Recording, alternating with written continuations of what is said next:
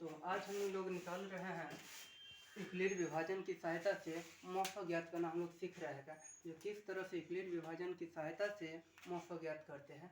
प्रत्येक साल फाइनल परीक्षा में 2 नंबर में ये क्वेश्चन आना ही आना एकदम फिक्स रहता है।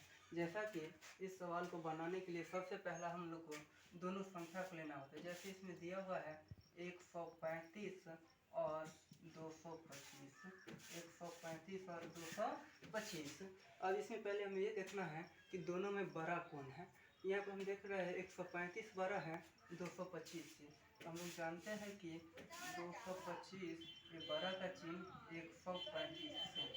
अब अगला स्टेप हमारा होता है जो किस तरह हम करेंगे तो 135 को गुना और जोड़ कर 225 आ जाए या 225 से कम हो जाए। तो इसके लिए सबसे पहला 225 को हमें बराबर करना पड़ेगा। कैसे होगा तो 135 को हम कितना से गुना करेंगे तो या तो 225 आ जाए या 225 से कम आ जाए। तो जब इसको हम 1 से करते हैं तो 135 है, जब 135 को 2 से गुना करेंगे यह 270 हो जाएगा जो कि 225 से बड़ा है।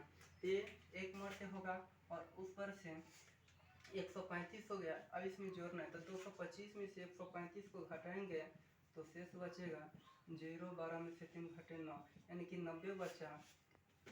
अब अगला का स्टेप होता है कि पहला और तीसरा को छोड़ना, दूसरा और चौथा को लेना।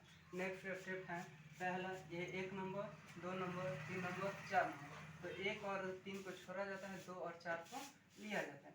अब 135 को हमें बराबर करना है किस तरह, तो 90 को अगर 1 से गुना करते हैं तो 90, 2 से करेंगे तो हो जाएगा 180 जो कि बड़ा है।